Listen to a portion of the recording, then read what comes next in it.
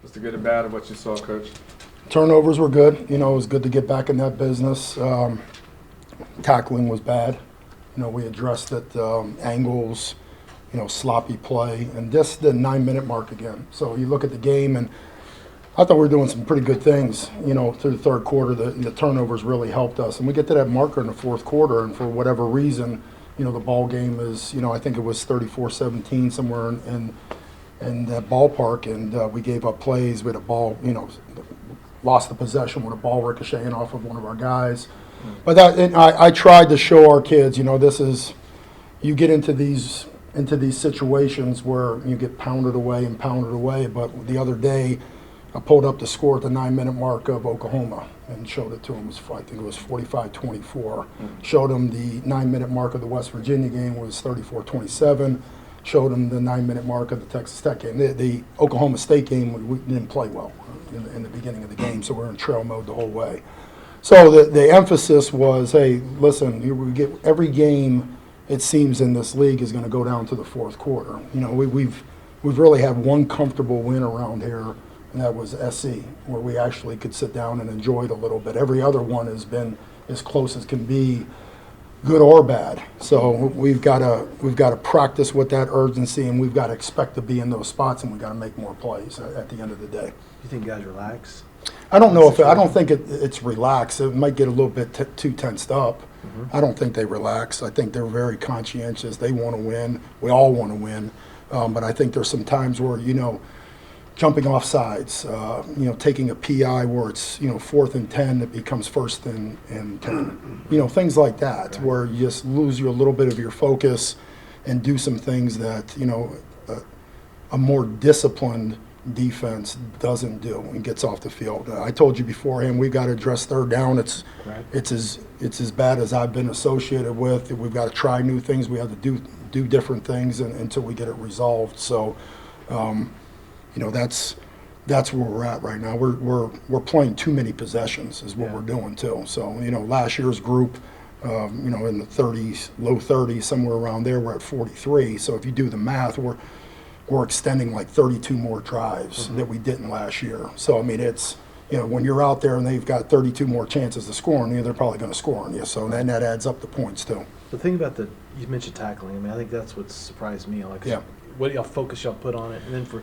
Petaway to run through some tackles, and Tech. It was disappointing. Yeah, absolutely. What are you thinking out there when you see No, I to me, it's technical. I don't think told you guys before in your rite of passage to get on this defense is you better be a tough guy. But I thought, us throwing low on guys, I thought, technically it was poor. We weren't running through guys. We're catching guys, and that's not us. So we got to get that cleaned up because that's on film to the planet blows up, and that's an indictment on myself as a coach and everybody that was on that field. So we won it on Tuesday. We won full pads, and we went at it, and I asked Herm, that's normally not what we do. We usually go out with just uppers on and try to, it's a Tuesday practice, but I asked them to get some lowers on and let us do a little bit more tackling to try to sharpen this thing up. Have your either blitzes from normal depth or delayed blitzes gotten home as much as you wanted to? No, I'm going to tell you, most of these guys are getting the ball out of their hands pretty quick. So it's a little bit of both. You get frustrated a little bit as a play caller because you're sending blitzes and you got one-on-one coverage, and then, the quarterback throws the ball out, maybe they catch them. Then you do nothing, and then the quarterback has a comfort level to do some stuff, and we've played some really athletic quarterbacks that run around a little bit on us too. So it hasn't been there. We've addressed it. We're going to, we have to do some things that are different, just to try to, because it seems to me that quarterbacks are too comfortable back there, and try to get to them, but you can't do just nothing.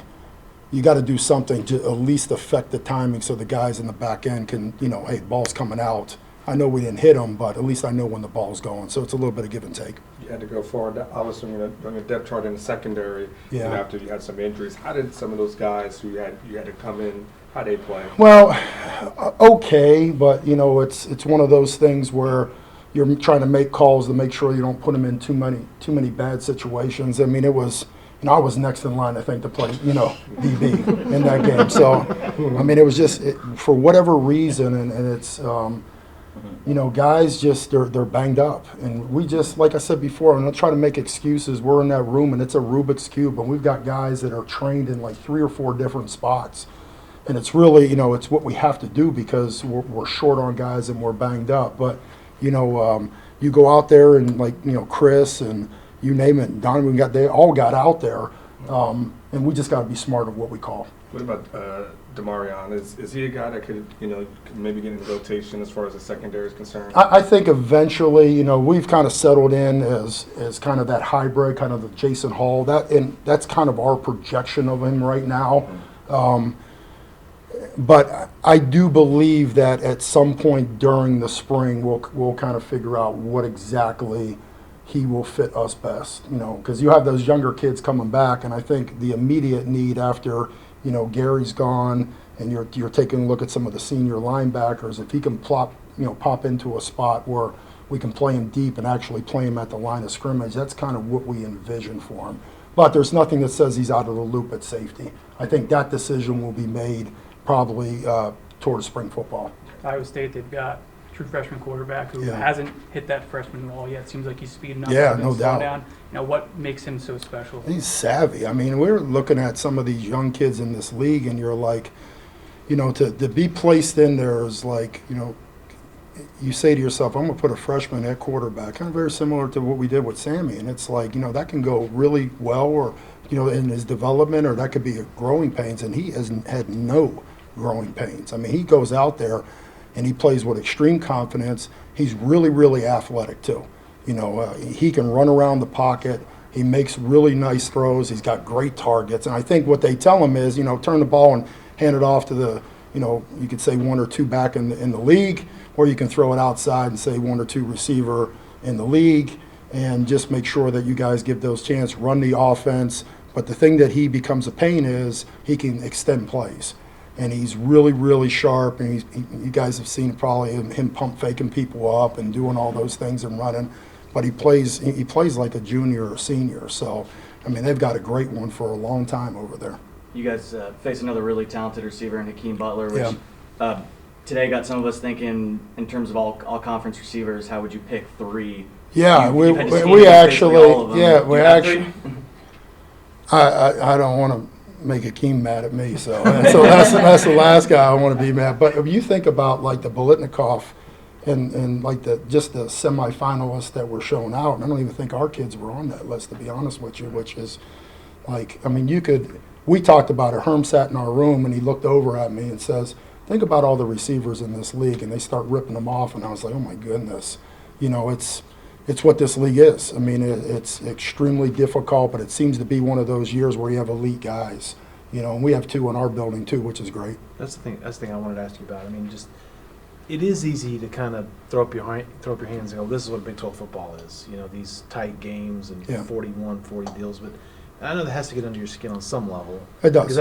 So how do you approach that? I mean, Well, because I hear the same frustrations from Ruffin and well, other DCs. but I think what you learn in this league is if you can get turnovers and you can get off the field on 3rd down. I mean, that's to me the more frustrating part. Now, this last game, super frustrating in terms of the way that we tackled. Right. You know, if we go out there and we're whacking people around, we break a coverage, or a guy just jumps over our head and catches a football, I'm not okay with it, but I understand it. Right.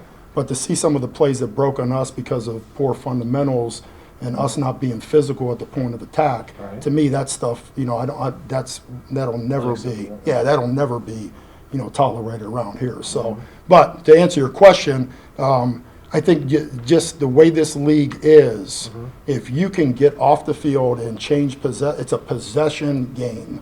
So when you normally get to a Big Ten game with 9-minute mark in the 4th quarter and you're up by 17, you might see 2 more possessions. In this league, you might see 5 or 6 more possessions at the 9-minute mark, just because of the way things go and how explosive people are. So, but that's why it seems like a Devontae pick at the 2 on the 2nd possession. I mean, it's still early, but things like that are huge because those add up. absolutely. And knock it, but that's 2 other turnovers. there was and all those types of things. we talked about this one. It was man, I want to say the beginning of the fourth quarter where we all out blitzed them. on second down, we sacked them, and then on third down, they threw a ball, and the kid dropped and looked like B.J. Foster intercepted it. So through that series of plays, which you don't stand up in the goal line, you give up 7 points, and you only give up 3 points right there, then that's the difference between winning and losing the game. So all those little things go into play, and I think that's probably the biggest thing that I've learned in this league is if you can stop somebody and hold them to 3 points, or you can get the football 3 times, you're going to probably win a lot of these games. So I go back, and I'm not a big analytics guy, but I'm starting to do it a little bit more in terms of in terms of third down and turnovers and all those things. But if you look at when we've played well, we've gotten the football and we've done a decent job on third down. When we haven't gotten the football and we haven't played well on third down. Coach, I get a lot of people asking me about why you don't put another defensive tackle on the field to play a 4-down line. Is that because you like the 4-0-4? Well, I think but I think it's just because of our league. Our league is so lateral that, don't get me wrong on this. Rushing with 4 guys after the quarterback and doing that, but to be able to cover up gaps, and because most of the people are spread in this league. So if you vacate some gaps, they'll throw it on the outside, and if you don't have numbers on the outside, they can beat you up either or. So it's been good for us, in terms of getting into some more 4 down. We did a little bit, not a ton, but a little bit the other night to generate pass rush. That's probably more or less what it's there. But 4-eye, 0-4-eye, and you think about B gap, A gap, A gap, B gap, they're pretty much canceled out. So you're forcing the ball to go to the perimeter. And if you're in coverages that can support the run out in the perimeter and then also have the ability to cover those guys out there, we believe it really helps us overall. So, sometimes it's a player deal, sometimes it's a fundamental deal, but I think more importantly is just getting pressure at the quarterback through different looks. 5 guys rushing 3 guys, going to be tough unless those guys beat them on the outside. So, 4 down is more or less when we think they're going to throw the football to add another guy into the rush. What's your message to the team with 2 games left in the season? What is the best? Your message to the guys. Keep swinging. Keep swinging. It's easy to sit in here and feel down and feel, we're doing this, we're letting people down. But to me, it's not about that. If you're on the ropes a little bit, and we've all been on the ropes. I've been on the ropes before in my career. And the one thing I do is I go back to my routine. This is what I normally do every day. Okay, turn it up a little bit more. Let's make sure that we look back at what's going on and let's solve the problems. But from a kid standpoint, it's in between the ears sometimes where it's like, you start to get a little bit of talk about this and talk about that. And I'm saying like this, I know this, if I'm backed up into a corner, I'm not curling up. I'm not, I'm not tapping out. You're going to get more and more punches at you. And we're going to fight our way out of this thing. So my message to those guys is really simple. Just keep swinging because eventually you're going to land one. If you sit there and curl up and you don't swing, then you're just going to keep taking it. And that's not what we do around here. So just keep swinging. 2 last ones. How's Brandon Jones progressing? Good. We'll find out a little bit more. That's probably going to be a Herm question for you, but he's trying like crazy. That kid loves ball, and he's, and watched him walk down the hallway of the game that he was out, and, his tears in his eyes, and he feels like he's letting myself down and Coach Herman down, but he's not. He's working through some stuff, so we'll find out a little bit more tomorrow where he's at. What would it mean to have him in the game plan against this type? It's huge, because he runs the show. You got some young kids back there, and when they hit week, whatever it is, or 4 months, it's nice to have a veteran back there to calm everybody down. He's got the it factor with the team too, so he can go and he can get after somebody's tail and then love them up, and he's really good at doing it. Very similar to what a coach would do, and that's what we miss more than anything else. So, he's getting his rehab and doing all that stuff, so he's really not out with us in the practice field. But when he does eventually get out there, it's going to be huge. When you start getting a lot of backups in the game, in the secondary, how much do you have to change your coverages? Because we do. It's the reality of it. You have to work different things because you can't hang guys out. So, it becomes a little bit of a Rubik's Cube when you're calling it is, okay, this guy's over here, he's getting matched up with him, let's protect him, so it is. But it's no different than what we would do for maybe a starter that is not as good as a receiver that they have. But when you have multiple guys out there, it becomes a little bit of a juggling act. How many times y'all rewatch LJ's catch? Yeah, it was something, wasn't it? tell you to go up there and do what he did. You know, it was a great play by him. I mean, really, everybody. A good starter with the protection, and Sam giving him an opportunity to go up and get the ball. And then LJ, you know, I always, it amazes me, not only does he jump up and catch the ball over a guy, he keeps his feet and falls in the end zone. You know what I mean? He does all of it at once. So just an incredible play. You know, but about his, I want to ask you about his night as a whole. Yeah. With Colin out, does that automatically mean that LJ gets more targets, or how does the workload shift around? Well, you know, between those two, and without one, I guess. You know, I think when we needed him, he was there for us, right? I'll put it that way. But you can't disclose. Devin had 2 touchdowns. Gerard Hurd had, 6 catches? 2 crucial. One of them in the last 2-minute drive on a 2nd and 10 that gave us a first down. So we could point a lot to LJ and some of the things he did. He had an outstanding, incredible game. He had a one-handed catch on the sideline that was phenomenal as well, and a lot of big plays for us in crucial situations too. But it was good to see those other guys really step up when Colin went down and we needed him to. Coach, you obviously been around quarterbacks for years, and a guy like Taylor Martinez, he didn't really take off until his junior year. Yeah. So when you see what Sam is doing as his sophomore year, just kind of put that in perspective for us. You know, I'd never felt like he couldn't do it. I knew it would be a matter of time, being patient. I do believe us settling on one and going with him has certainly helped. But, you know, as I've said, probably every week I come in here, he's a competitor. He's driven. He works extremely hard at his craft, has a lot of pride. He loves to win and he hates to lose. And so when you take all of that and a guy who grinds and studies the game, it's relatively easy to believe that he's going to get really good. And he has. He's done a good job. He's taken coaching. He applies it. You don't have to tell him things 6, 7, 8 times. Sometimes you tell him once, and he gets it. He understands the game, and you know that he spent a lot of time. We all spent a lot of time this off season getting him prepared for that, and it's paying off. How much liberty do you give him to, you know, check out of plays, especially if he sees one-on-one coverage? Like, just give me what's a lot is a lot, yeah. And that's other places I've been. Head coaches maybe not have wanted to do that. Obviously, Coach Herman's all in, and I'm sure Coach has done some of that before. I did it a lot at other places as well, but he has, because he's got a good grasp of what's going on right now, and if he sees something and it's part of why we're moving the ball. I mean, he's keeping us in good plays, not running bad plays, and when he sees something that we need to take advantage of, he does. Could you give an example of how he earned y'all's confidence with that? Like maybe whether he saw something on video or saw it live? And well, it just kind of, I mean, first of all, it started in spring, you know. Yeah. My goal, listen, you can never, play calling's hard.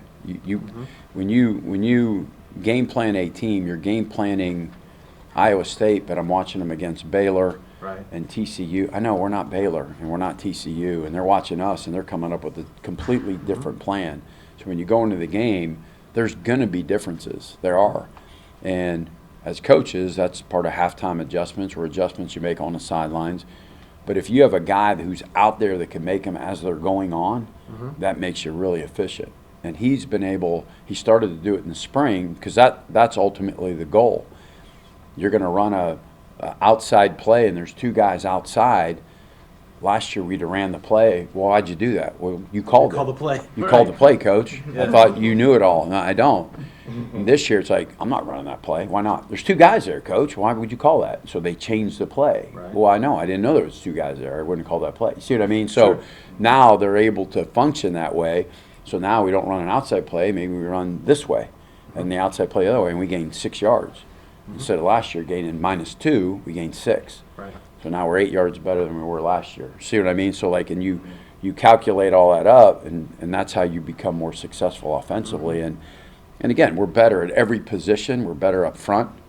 We're better at running the football. We're better at perimeter blocking. We're better at making plays on the perimeter. We're better at tight end. Every position has improved across the board, which also allows for the success that we've had. Right. With Sam, Coach Herman talked about compacting his base on Monday. What else mechanically have you worked with him, maybe in terms of his throwing motion? The biggest thing is that, his base, and then, just keeping – quarterbacks have a tendency, they'll carry the ball like this, if you notice where my elbows are, when the ball's down here, right? So I want the ball up. So I want the ball up in front, not down here. Because you have a tendency here to do this. It's harder to do that when you're here. You're already there to throw the ball, quicker release, get the ball out. Over here, it's just longer, wider. And, think of human nature, right? When you walk, it's left foot, right arm, right? You walk like this. So if I'm really wide here, I got to balance my body because your body's all balanced. I'm wide here and longer delivery and less power. So you shorten the base, you shorten the stride, the stroke, the throw, and you get more power because you're more compact in the base. So a combination of those things is what we looked at with him and worked with him to be better at. Where is he in terms of his progress in shortening his motion? Because sometimes it seems like he does still bring the ball down. 1 year to 15 years or whatever. Because when a guy picks up a ball and he throws it the first time, that's probably going to be his motion, whatever that was, at 2 years old. And seriously, I mean that's what a lot of them do. And then you have to reteach. You have to reteach. So we constantly, have verbal cues or whatever little things that we say to make sure he knows that this is where you need to be. Colin and LJ have obviously sort of hogged all the headlines this year, but a guy like Devin obviously had a huge game last week. How far has he come this year? Oh, I said probably the most improved guy coming out of spring, going into fall camp, in terms of where he was to where he is right now. I feel like he's a vital part. It's just hard. Somebody asked that question, I think last week or 2 weeks ago, what about him? And it's hard when you got, Colin and LJ, and there's one football. Like, you can't get it to everybody. So we try to spray it around. We try to make sure they're covering the whole field. And obviously when Devin, the last couple games, making plays like he is, he definitely puts stress on the defense at another level. And there was a stat that I think Pro Football Focus put out where he's caught every single catchable ball thrown his way. I don't know if you guys have that sort of same statistic for him, but just, how good are his hands and his, I guess, attention to detail and all the stuff that goes into being a really good pass catcher. And that's what he's done, really improved himself on. And I think we all know he can run, and I think that was part of, the makeup or system earlier in his career was just run and be fast, and he's developed that game like I keep saying, like all of our guys have, and it's now showing dividends on the field.